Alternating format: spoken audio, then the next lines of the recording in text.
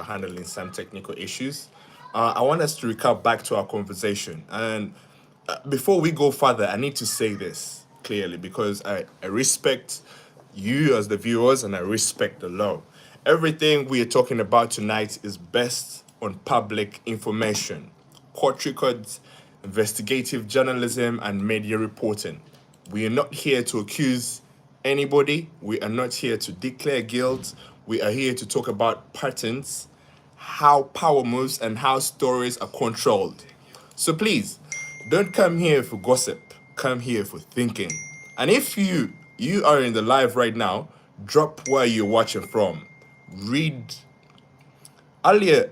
I want you to drop where you are coming from in the comment section.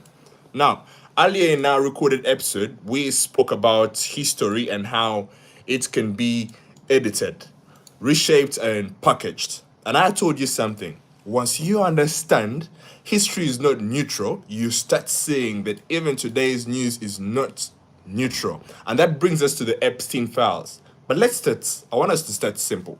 How many of you, honestly, how many of you only know Epstein from memes and conspiracy videos? In the comment section, I need you to type me.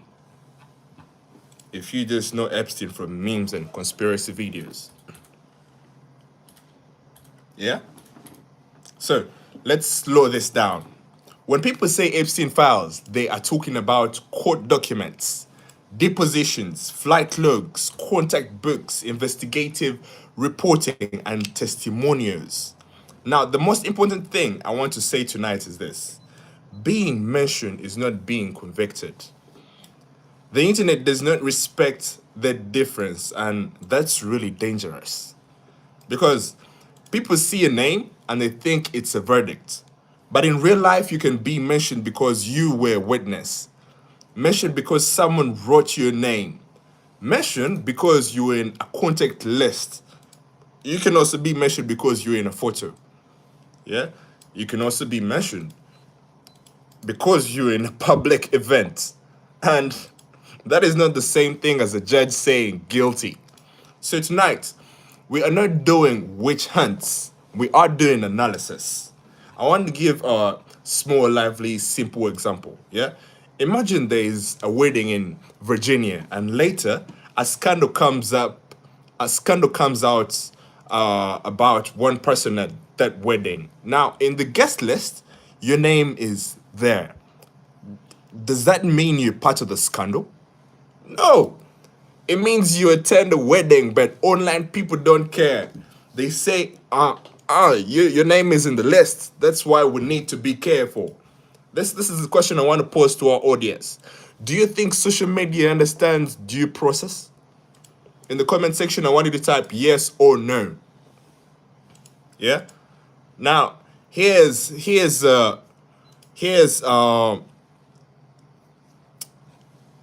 where it gets interesting. The Epstein story is not just about crime. It's about power, influence, protection, and the media machine. And I want to talk about selective outrage. But by that, I mean selective outrage is when one story becomes a whole season of Netflix and another story disappears in 2 weeks. And I'm going to tell you something uncomfortable, but I need you to bear with me in this situation. Yeah? The media does not just report what matters. The media reports what sells. Yeah? News is a business. Business needs attention, engagement, advertisers, ratings. So what do they prioritize? They prioritize stories that make people probably angry, make people shocked, make people argue, make people pick sides because emotion keeps you watching. Yeah? Let me ask you, do you think media companies are more interested in truth or in traffic? Yeah? Now, I want to be careful here because we are not here to accuse anyone. Yeah? But let's talk about patterns. At one point, yeah, at At one point, entertainment scandals dominated headlines.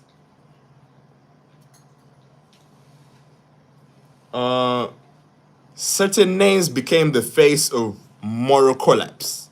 And one name that dominated headlines was actually Diddy. Now, again, the allegations and legal processes ongoing. We are not declaring guilt, but the observation is the public was ready to crown one villain. Then Epstein resurfaces, and people start realizing, wait, the room is actually bigger. What looked like a monster decided to look like a small skeleton in a very large closet. Not because individual cases don't matter, but because Epstein exposed something deeper. A network, a system, a level of power that doesn't live in headlines, but lives behind them. I will pose another question to you, my dear audiences. Why do you think the media can drag celebrity scandals for months, but struggles drag stories involving billionaires, politicians, and institutions? Yeah? Or why do you think so?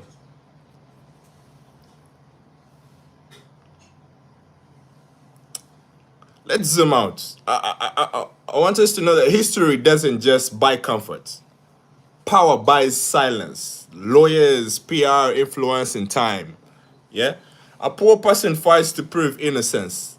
A rich person fights to control the timeline. I want to give examples we can use in real patterns. Yeah? NDAs, yeah, the non-disclosure agreements, settlements, defamation threats, skill stories, PR reputation laundering, philanthropy as image repair.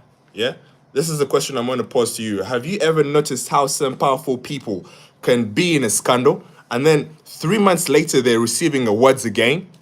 Why do you think that happens? This will drive me back to the Black American history, and it's what we have been talking about in the latest podcasts. Yeah. Now this is why you get. This is why I try to bring in history, because selective outrage isn't new. Black Americans have lived inside selective outrage for centuries. For example, when black people were inched in America, especially in the late 18s and early 19s, it was not treated as national tragedy. Sometimes newspapers framed it as justice or mob action or the crowd reacted. And that's narrative control for a fact. Yeah? 1919, we look at Red Summer. In 1919, it's called in 1919 it's called Red Summer. Yeah, there were race riots across the United States. Black communities were attacked, homes burned, people killed, and often the narrative in mainstream media was framed like violence broke out as if it was random, but it was targeted. Yeah. Then then you have the COINTELPRO, the FBI program that surveilled and disrupted civil rights movements. People don't like talking about that, but it's actually documented. Yeah? They targeted groups like the Black Panthers, civil rights leaders, organizers, and they use inf- infiltration, misinformation, intimidation, and that's power controlling story. Let's let's dig deep into this. Yeah, please kindly share your insights on this. But when drugs, this is this is this is why the crack era comes in, like in the 1980s. When drugs hit black neighborhoods, it was framed as criminals, super predators, dangerous communities. But when drug addiction later became more visible in white communities, suddenly the language changed to public health crisis. Same issue, different sympathy, and that it still remains selective outrage. Another question I'll pose to you, my dear ones.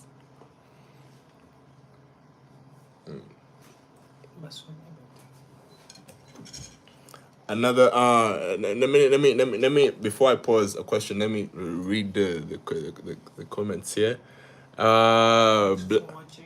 Thank you for watching. First of all, we are the men at work, Kings. We are the men at work. Please remember to subscribe, like, and share your comments. At Blood81, you say love your glasses. Thank you. What are your pronouns? What? What are your pronouns? I'm Aries, and I'm Kelly too. Nice to meet you. The glasses you can give comfort to him. Why are you wearing glasses indoors? Well, I have a problem with light issues, so the light a little bit it kind of affects me most of the time. So I keep my glasses on, but you can see me. Yeah, that's me. Nice to meet you, sir. It was a club. Are you gay?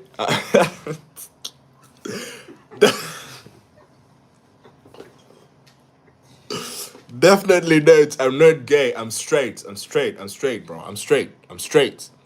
Nadeem Alone said hi. Yeah, hello. Hello, everyone. Hello. Those who are asking me whether I'm gay, I'm not gay. I'm straight. Are you from South Africa? No. I'm born and raised in Uganda. Yeah. Yeah, born and raised in Uganda. Yeah. Thank you for all those who are on the show, all those who are on the live. Thank you for joining in. Please share your comments, and we're here to share and discuss and dig deep into it. Yeah. So, this is the question I wanted to pose to my viewers again. Why do you think the media calls some people criminals and calls others victims? Let's take a deep breather, because I know this is actually heavy. If you are still with me, drop give me that fire in the comments. Yeah. Now let's talk about today, because in 2026, the media isn't just CNN or BBC. The biggest editor is your phone.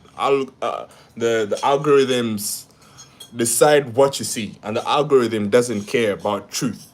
It cares about engagement, watch time, comments, controversy. So if a story makes people emotional, it gets boosted. Imagine you post. Here's a complex breakdown of power and institutions. That you post and that gets like 200 views, but you post this celebrity is evil. Boom, it's like 2 million views. So what the creators learn, they learn to simplify, and the more you simplify, the more you lose truth. Yeah. I want to go to the African and Ugandan comparison. Yeah. Let's bring it home to Africa, because narrative control did not start in America. Colonialism itself was narrative control. They didn't just take land.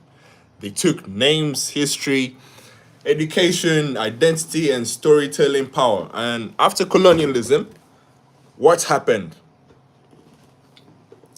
The media structures remained. So even today, Africa is often shown as tragedy, poverty, war, disease, but rarely innovation, stability, systems, complexity. That's selective attention.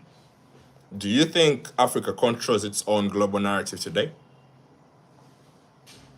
Do you think? Yes or no in the comment section. Yeah? This is what makes you sound mature, and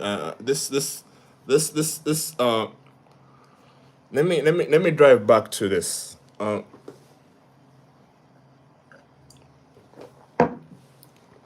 When we talk about power and narrative control, there is a danger. Some people become paranoid. they start thinking everything is a conspiracy. No, not everything is conspiracy. Sometimes it's simpler. It's simpler. Money, business, incentives, legal risks, PR, audience demand, but the outcome is still dangerous because the truth becomes optional. Yeah. What's one thing you've learned? What's one thing you have learned from whatever we've been saying? What's one thing we have learned tonight that you didn't think about before? In the comment section.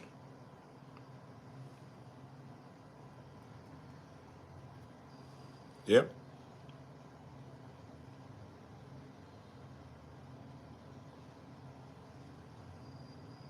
Yes, you are watching the men at work. Please send in your comments. Send in your comments. We are talking about the Epstein files, the whole narrative, the Epstein files. Yes. Bless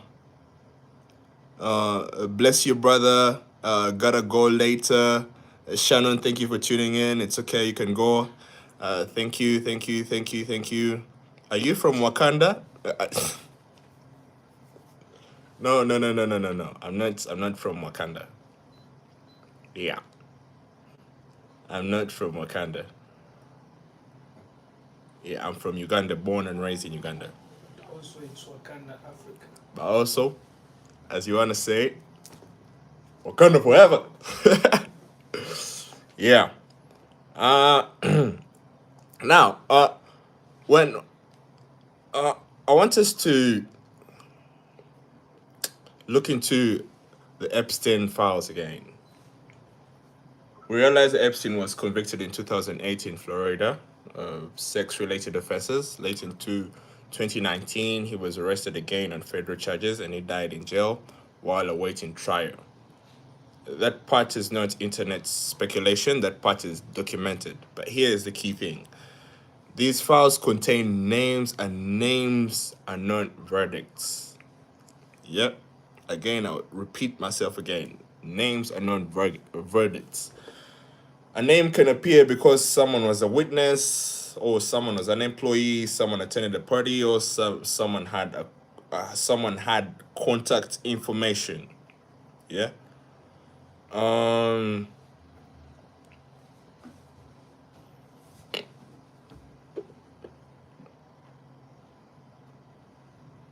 Selective.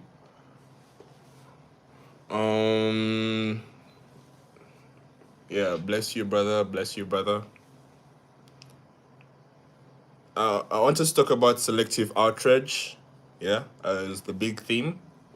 Selective outrage is, I explained selective outrage earlier, and we need to realize that it happens for a few reasons.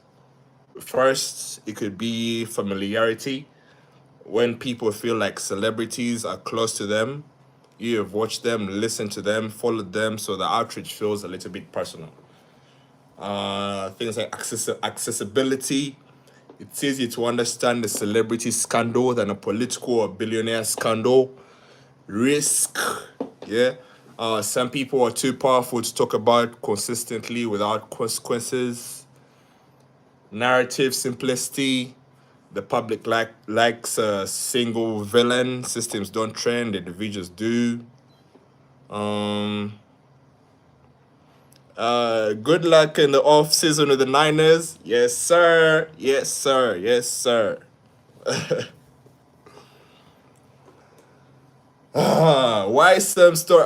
Let's talk about why some stories trend. Yeah, for example, let me give a small reference on the Diddy. Now, this is where I want to be careful because we are not here to accuse anyone, but we can talk about media patterns. Yeah, at one point, certain entertainment scandals become the biggest headlines online. One name that dominated headlines for a long time was Diddy.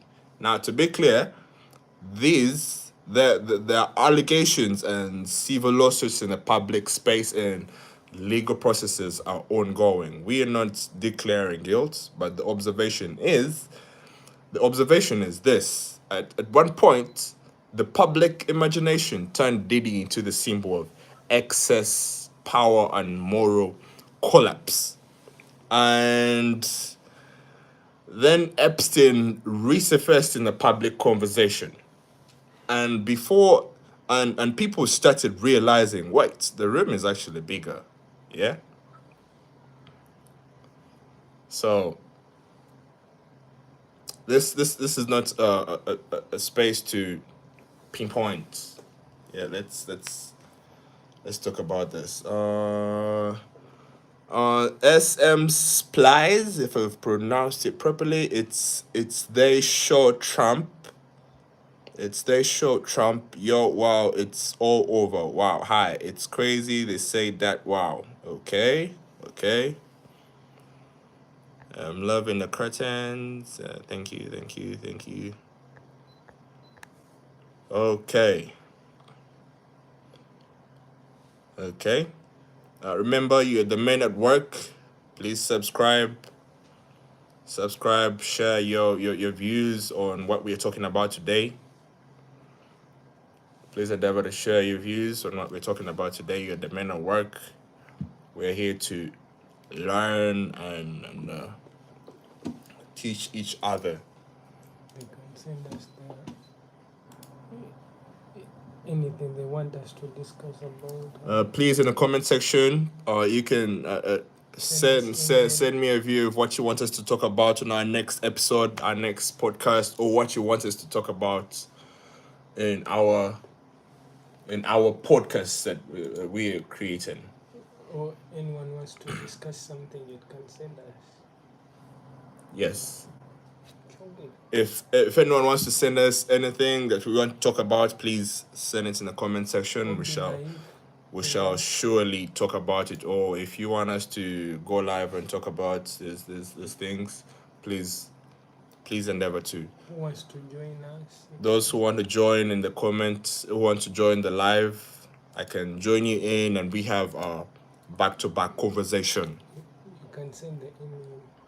Please send in your emails.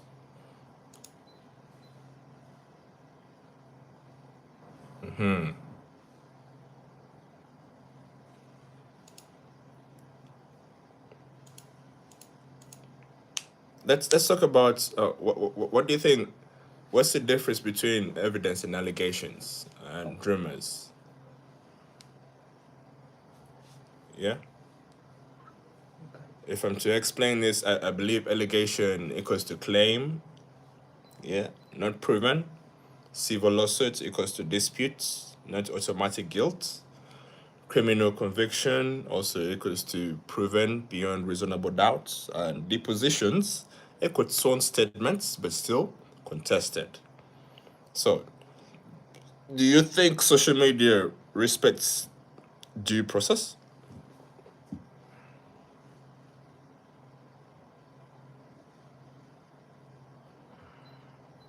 Please remember, you're the man at work. And once again, if you want to join the live, please send in your emails, send in your comments. I will join you on the live next time. And once again, this is the men at work. We are glad to have you on the show. We are glad that you are here to share with us and listen to us. And through your comments, we shall be able to bring up our next podcast. She's a girl. I'm so sorry, SM Splash. I didn't know you were a girl. I'm so sorry. Thank you for correct. And also Michelle. Michelle was also a girl. Good luck with the job you've gone on.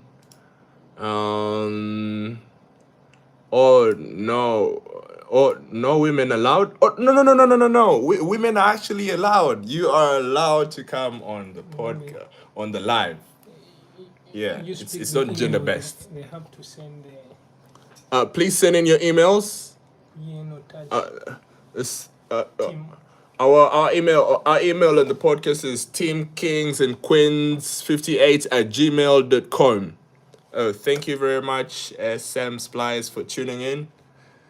Yeah, I'm glad I can't be on the live without you. Yeah, it's you that makes the live. So thank you for tuning in. We are glad to have you. Shy Release 20. Shalom. Yeah. Let us build the world together. Yeah, I want us to build this world together and this narrative together. Yeah. Assembly in whatever country they are in. So wherever you are across the continent, we send our regards and we continue to urge you to come and join these lives. Tune in on our podcast at the Men at Work. Remember to subscribe, to always pick each podcast that comes out. We shall be glad to have you, and also share your view on what you think on every podcast that we share.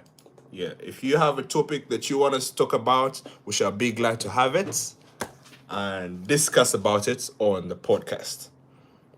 Yeah. So once again, you're at the Men at Work. Thank you for tuning in, and I will catch you next time.